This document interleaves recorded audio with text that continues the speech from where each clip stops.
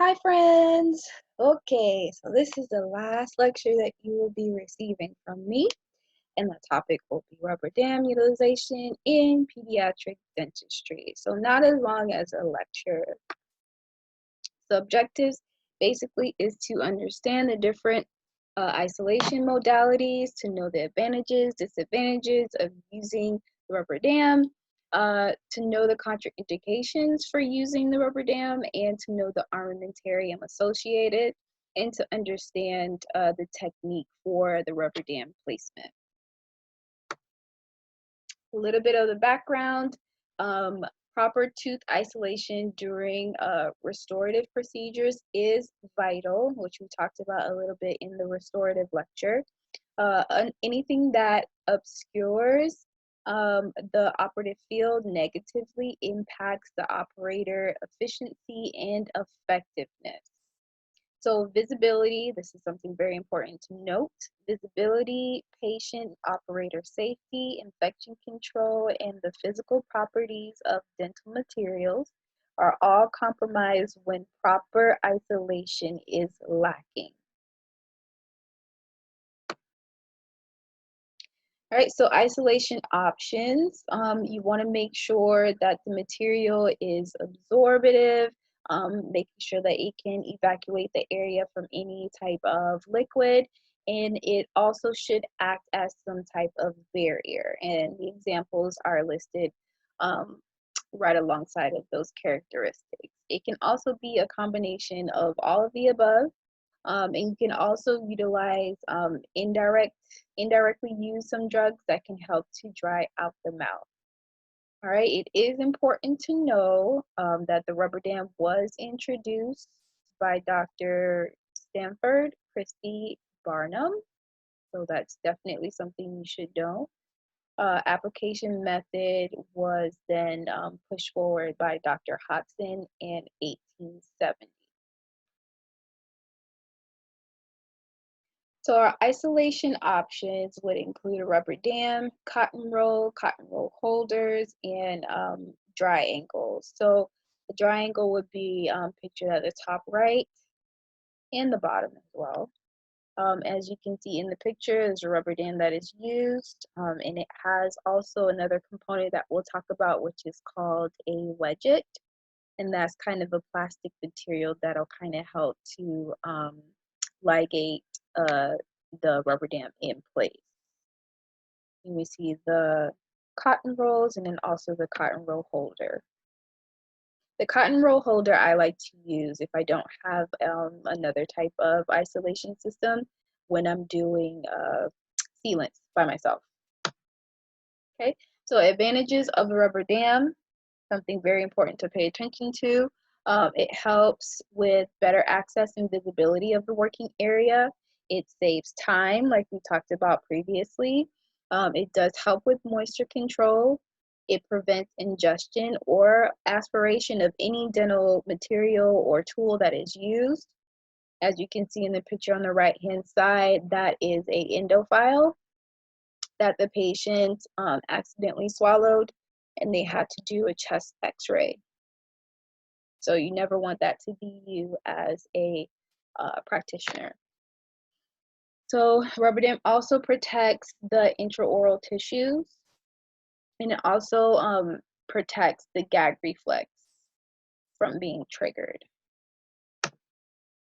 Other advantages would be that the patient is more comfortable, prevents patient from talking. I guess that's an advantage for us as the operator. Improve properties of the dental material. So especially when you're using composite, you want to make sure that the area has proper moisture control. It protects the dentist and the dental assistant as well.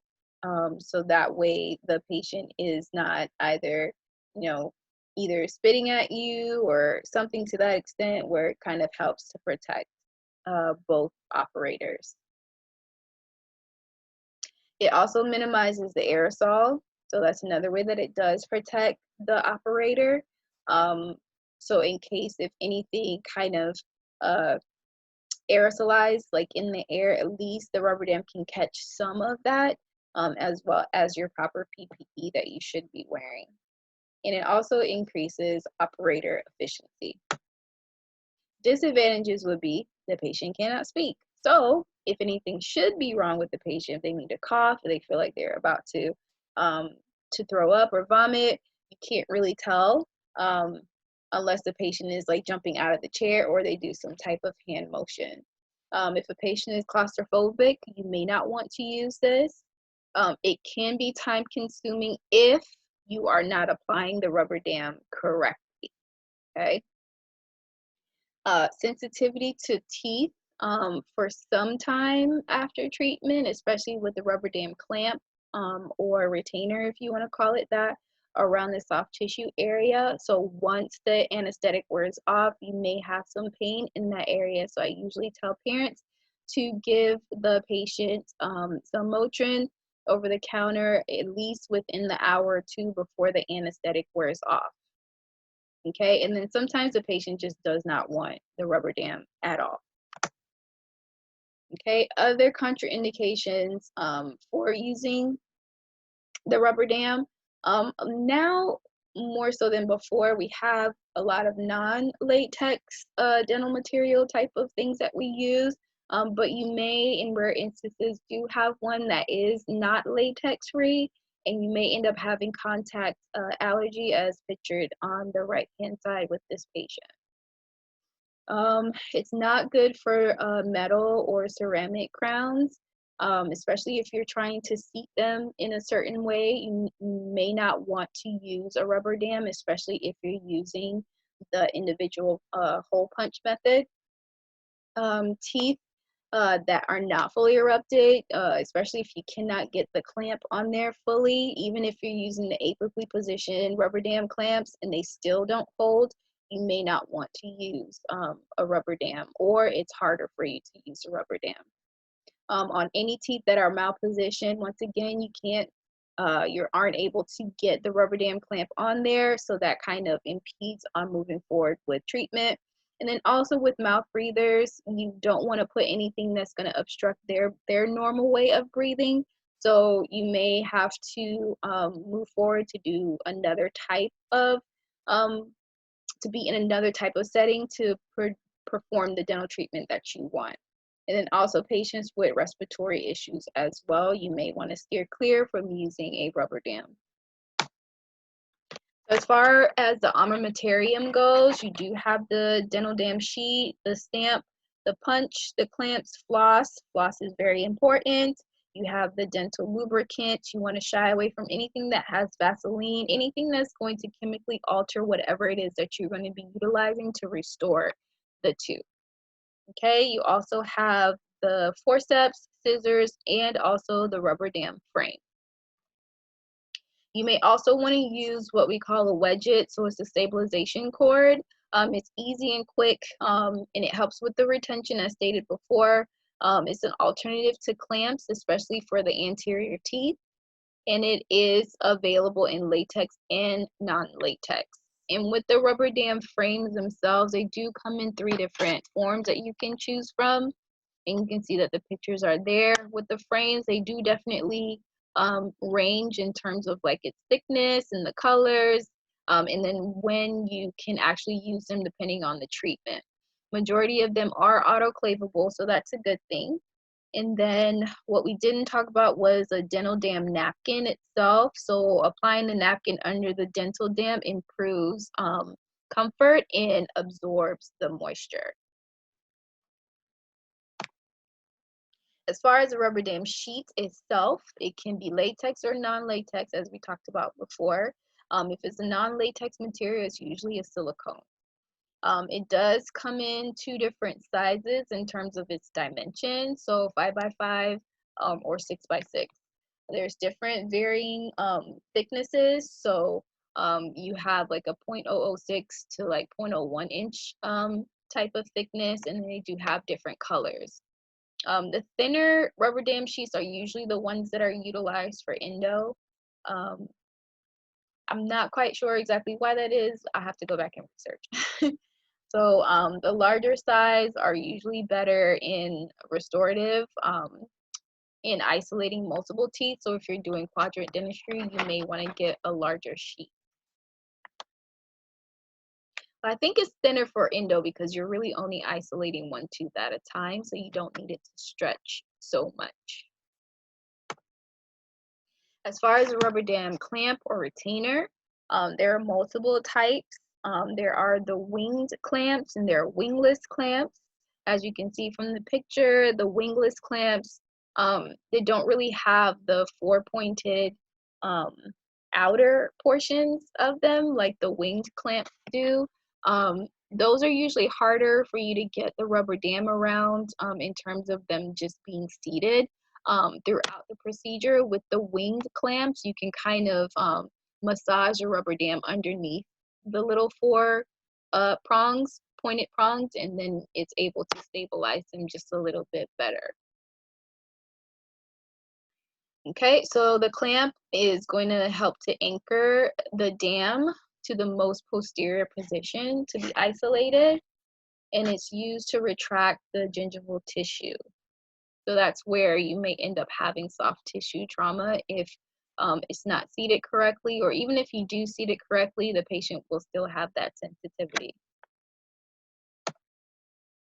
Okay, so basically this is what the retainer or the clamp looks like. It does have four different components to it. So you have the bow, you have the hole where the rubber dam forceps goes into, so you can place it and remove it. You do have the jaw to where the rubber dam sheet sits around it or underneath it. And then you do have the prongs to where they kind of are nestled around the bulk of the tooth, right above the gingiva. With the rubber dam it can be metal or plastic. This is necessary to maintain tension in the rubber dam, especially away from the lips and the cheek. Um, so that way those can be retracted out of the area. It also helps to maintain the borders of the rubber dam position. I like to also use the frame as an anchor for floss that I may use to floss around the retainer, and we'll talk about that later. And I kind of go ahead and tie that around and then kind of stretch out my rubber dam sheet around the frame. Okay. Some frames, including the young frame, and that's the one that we use in pedo, are more made of thin metals.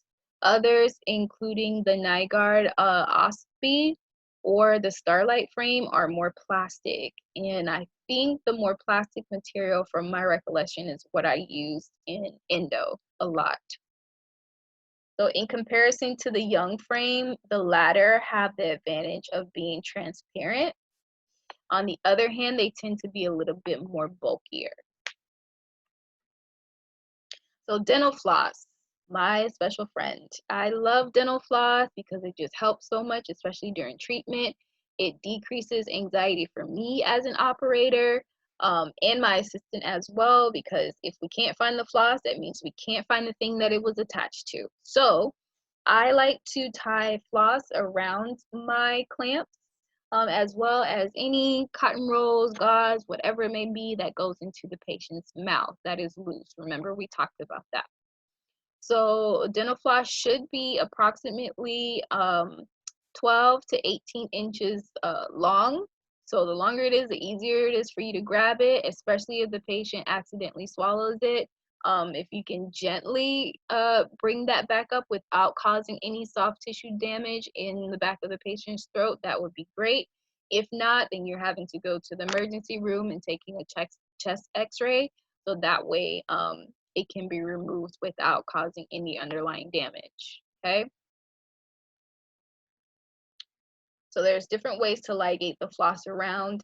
I tend to do the first method and just tying the floss around the bow, as opposed to doing all these other like convoluted ones that will probably cause me a lot of anxiety trying to remove them later. So, all right, with the wedget, like we talked about, it is a stabilization cord. It is a strip of natural rubber latex that when it is stretched, it can be comfortably seated between the contacts of the teeth, and that'll kind of help to retain the rubber dam without using a clamp. And so the wedget cord is available in 3 different sizes and may be used in almost every situation where there is a distal contact. So this is basically showing you how you can use it. So you can just use it freely to where you're kind of just placing it in between the contacts of the teeth without tying it, or you can place it around one particular tooth, the most distal tooth itself, and then tying that, so that way you can have a full quadrant exposed. Okay, then you have the Optradam, which I really like. I've used that in dental school. There is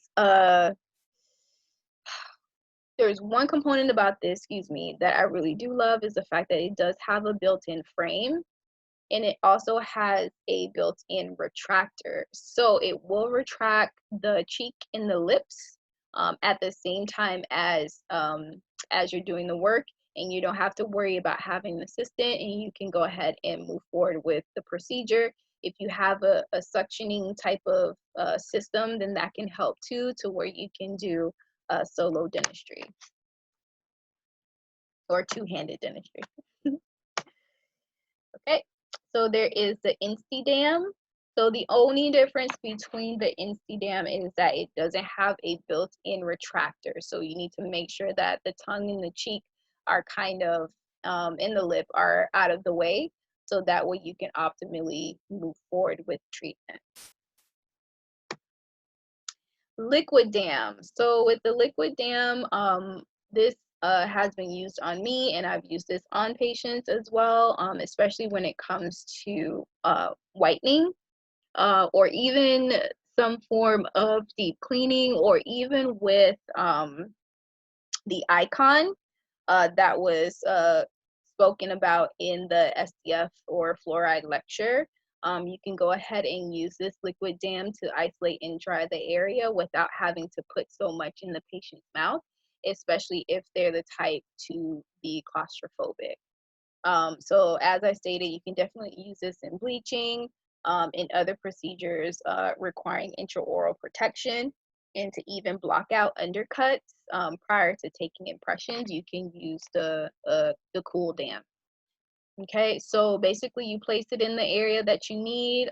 Go ahead and utilize your curing light, and it does stay cool throughout the procedure while it's on the patient, and it's easy to lift up and remove.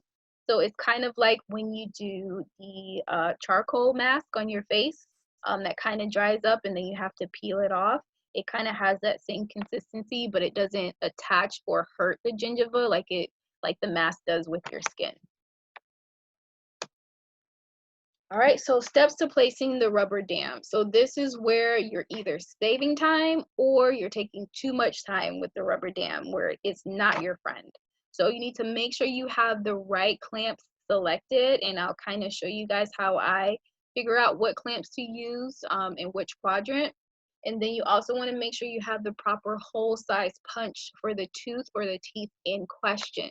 You want to go ahead and floss the clamps. So your assistant, or if you need to train your assistant, to make sure that they have everything prepared for you, so that way you both can be efficient throughout the appointment. Okay, so when you floss the clamp, you want to make sure you go ahead and put on the clamp. There are 3 different methods in which you're going to go ahead and put the whole rubber dam apparatus together. So when selecting the rubber dam clamp, you want to see if you can measure, if you have the time, to measure the crown of the tooth mesial-distally, just to see if you need a smaller crown or a bigger clamp, excuse me. So knowing and remembering that there are 4 points of contact, so once you place that clamp on there and you rock it back and forth, so you're going to touch both sides of the jaw of the clamp, making sure that it's not rocking back and forth, that it's stable. So you pre-fit the clamp first, and then you go ahead and put everything else together, and then you can choose which of the 3 methods that you want to go ahead and place the rubber dam on. And so there are multiple types of clamps that we use. More frequently, The three that I use are the 12A, 13A, and the 14. Sometimes the 14A if I need to go a little bit more apically, especially if it's uninterrupted sixes and I can't really get a clamp on to, or I can't find a rubber dam clamp for the second primary molars. Okay, so this is basically the thing that I visualize to help me remember what clamp that I'm utilizing for which quadrant. So with the 13A and the 12A, you are going to clamp the second primary molars, okay? So the way that I remember with tooth number tooth number 3, I correspond that with clamp 13A. So I know tooth number 3 is in quadrant 1, okay? So I know that I'm going to be clamping tooth number A or B. Or the other way that I remember it is that 13 has a 1 and a 3. So your upper right quadrant, okay, is quadrant 1. Your lower left quadrant is quadrant 3.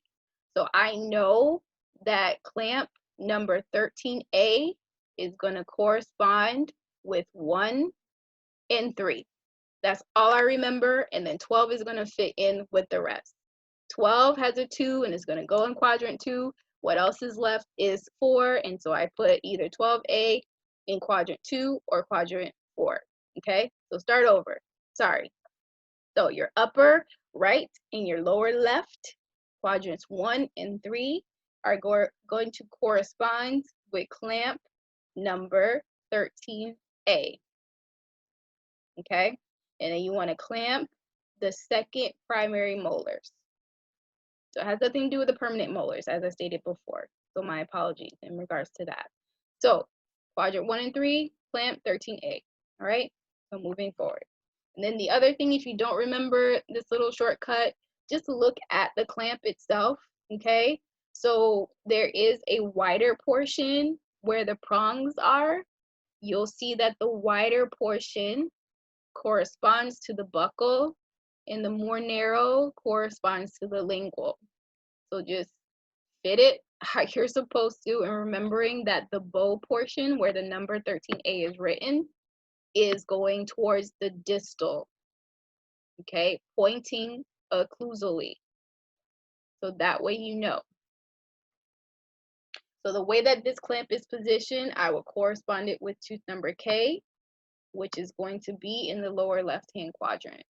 If it were flipped the other way around, then I would have to correspond it with the upper right.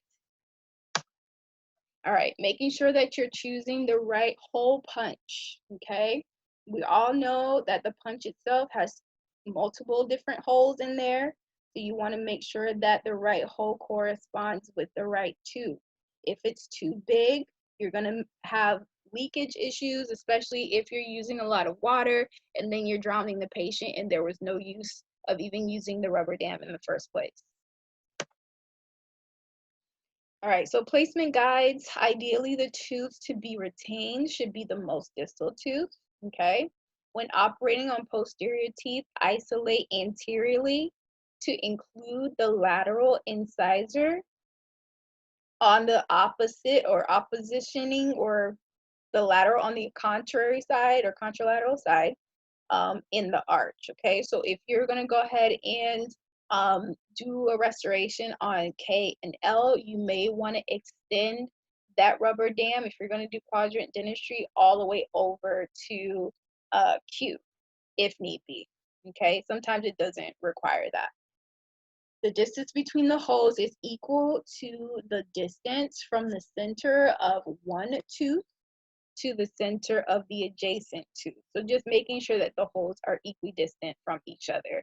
That way you have no wrinkles or any type of undue stress that's on the rubber dam sheet itself, okay? All right, before beginning the rubber dam application, you may want to do a lot of tell, show, do with the patient. I like to call the rubber dam sheet a parachute, or some type of, non-threatening word, whatever it may be, just to help them to understand. I call the clamp itself a princess ring or a superhero ring that's going to go around your tooth, and we place it on there so that way your tooth can be nice and strong, or something to that extent. And then you want to also remind the patient that they can definitely breathe and they can definitely swallow as normal. You don't want them to panic when they have all of this stuff around their mouth, okay? All right, so there are multiple different ways, like I said before, to go ahead and place the whole rubber dam apparatus. The first way is to put the clamp on there first. So if you're gonna test out the clamp and you see that it fits really well, then keep it on there and then stretch the rubber dam sheet around it and then place your frame. The other way is to do the clamp and the rubber dam sheet together. It's easiest to do this with an assistant, okay? So that way they can kind of, remove the corners of the rubber dam sheet out of your way so you can see where you can clamp the tooth in the best position, okay? The other method would be to do the rubber dam sheet and the clamp first. Okay, so you kind of stretch it around the most distal tooth or whatever tooth is going to help you to help stabilize it, and then you put the clamp over it and then start to stretch the rubber dam along the holes where the teeth need to be. Okay, or you can do the clamp sheet and the frame all together. That's kind of, self-explanatory, but you may run the risk of the retainer being swallowed, so you need to make sure that you're holding on to it. It's easier to do this particular method because the mandible or the maxillary tuberosity sometimes may be in the way, so it may not be easy, to do this, okay? That's a typo. All right, so placement technique. The placement can be a 1 or 2 person operation, but as a team, it definitely does help better. A trained dentist or assistant should be able to place a perfect dam in 90 seconds or less. So serious. I thought it was impossible before, but I promise you, with practice, you'll be able to place that. Okay, so you want to go ahead and knife through the rubber dam sheet with the corresponding holes around the teeth. And then you also want to be able to use the floss to be able to push down the rubber dam in between the teeth to make sure that they're sitting comfortably, okay? The incorrect method would be to kind of want to force down a thick piece of the rubber dam in between the teeth, and then you pull it through and it ends up causing a tear. You don't want to do that. Then you have to start all over and punch the dam all over again. So individual tooth isolation. The advantage of individual tooth isolation is that it provides greater deflection of the gingival tissues, and it helps with better moisture control. The disadvantage are ligature ties, so you have to make sure, especially with the anterior teeth, that you're ligating to help keep that rubber dam in place. So those are things that you may want to do pre-operatively to prepare, so that way you and your assistant can get through and ligate each tooth individually. With the split dam method, which is what I use in the OR, or I use with Quadrant Dentistry, I kind of do a split dam. If it's quicker method for me to just go through and get things done, then I'll do that. And then I'll show you what kind of punch that I would use. So the advantage of the split dam method, more rapid application, removal of the dam, and non-interference with crown placement and finishing of the restoration. And then the disadvantage with it is that it only provides for moderate moisture control. So you may need to have a suction underneath your rubber dam just to help collect any saliva. All right, so the Mickey Mouse split dam. So this is how I would punch my rubber dam. So you can kind of see how it looks like Mickey Mouse. We really try to use as many fun terms as we possibly can in pedo, which I love so much. So yeah, so you want to do this Mickey Mouse punch, and you do it like in the middle of the rubber dam. With peds, it's so unpredictable at times. What you plan to do that day may not be what you do. You may end up doing a whole nother quadrant. So punching the rubber dam sheet in the middle kind of helps for you to be able to just, move through and flow between the different quadrants if need be. Okay, and once again, this is clamp 13A. That's going to be for quadrant 1 and 3. Okay, just helps to remember. All right, errors. So off center from the arch form. So you really didn't even put the holes in the right position on the sheet, even if the holes are the right sizes for the corresponding teeth. It's just like either way too far on the side of the sheet, way too much in the middle. So just make sure that you kind of maybe utilize your dam stamp just to help as a guide. Okay. Incorrect distance between the holes, incorrect arch form of the holes, wrong size altogether of the clamps. The retainer is impinging on the gingiva, so the patient is already screaming in pain or feeling like there's too much pressure. So you may want to correct those things, and then the rubber dam just tears because you may have pulled too much floss in between the teeth, or you just punched a hole that was like way too big or way too small, and it may have torn right when you placed it over the tooth. Removal of the rubber dam. Upon completion of the treatment, the removal of the dam can be done by either cutting the rubber dam or ligatures around the tooth or the wedges, or you can go ahead and stretch the rubber dam off and then remove those things after the fact. I choose the former method of just trying to remove everything and then removing the rubber dam after. Okay, there are some portions that may not be can be removed or stretched back over to the tooth, so you may want to cut those portions, being very careful that you're mindful of the soft tissue and not cause any trauma. And then you want to go ahead and remove the clamps in the frame, and they all honestly can be removed as one unit, especially in peds. All right, so the alternate isolation systems, I tend to use the Isolite a lot of the times if it is available. If an assistant isn't using it in another room to do sealants, I would definitely use the Isolite. The best thing about the Isolite is basically what's in the name. It does provide light for you, and it does dry the area, so that way you can be able to perform your procedure optimally. The other two, Mr. Thirsty and the Dry Shield, do not have the light component to them. They are kind of shaped differently, as you can see in the configurations. The one in the middle, I know it looks a little hard, like it may end up hurting the patient because it doesn't look as plastic as the other two, but it definitely is soft. They all three provide a bite block of some sort that's built in, and then it has a high vacuum suction attached to it to where it can dry the whole entire mouth out. Okay. And then pearls of wisdom, we're telling to the end of our lecture. Pearls of wisdom, do not block the patient's nostrils. Please don't do that. Just that's where coming into making sure that you're properly placing the holes in the right place, not too far on the edge, not too far in the middle, kind of helps to make sure that the rubber dam sheet is not sitting on the patient's nose. Especially with pediatric patients, they will be annoyed at any and everything. So you want to make sure that they're as comfortable as possible. So you may have to do what's pictured down below and go ahead and cut that area away from their nose so the patient can feel like they can breathe. Okay. You may also want to put a suction underneath the rubber dam sheet to collect the saliva, like I said before. You want to use a sharp rubber dam punch. You don't want anything that's dull and it can nick and tear the rubber dam sheet. Okay. Punch the appropriate hole size for the selected teeth. I cannot stress that enough. That will help you so much. Okay.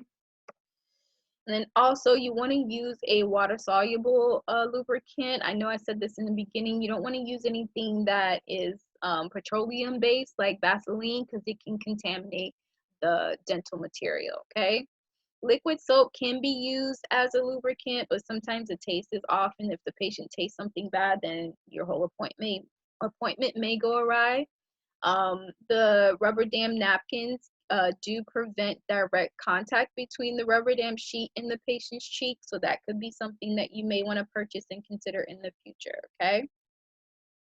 And if the rubber dam clamp comes off easily, that basically means you need to change it. That was not the right size, or it could be the right rubber dam for the right quadrant, but you utilize that clamp so much that you stretched it out, and you just need to either purchase a new one, or you have to forcibly close the rubber dam clamp just a little bit more to make it more narrow, so that way it can sit tightly on top of the tooth. And then lastly, use wax floss or tape. Floss is your friend. I love it so much. I said this so many times. Floss is your friend. To avoid fighting with the corners of the rubber dam during placement, attach the dam to the frame prior to inserting it into the mouth if you're going to do the sheet and frame method, and then putting the clamp on top, or even if you're going to do the combo of all, making sure that the sheet is around the frame prior to everything. All right, and then you want to floss the contacts to get the dam beneath the contacts. Okay, so flossing approximately between the teeth to get them underneath the contacts. And then a tip here is to come from the buccal or lingual and then floss it to the other side. Okay, whether that's buccal or lingual, opposite to where you initially started, instead of going straight up and down from the occlusal. Okay, because that'll kind of help for you to be able to floss the areas. And then that's it. Thank you guys so much for your patience. I know you can hear it in my voice. It was kind of giving out a little bit, but I appreciate your attention. I'm sure that if you have any questions, like I said before, we will all be available to you all. We're so sorry that we couldn't be there. I already like miss your faces, even though I saw them for like, 0.5 seconds, but I wish I could have been there with you guys physically to just help you guys out, and even just to pour in whatever wealth of knowledge that I have and wisdom, and to even learn from you guys. But definitely reach out to us if you need anything at all.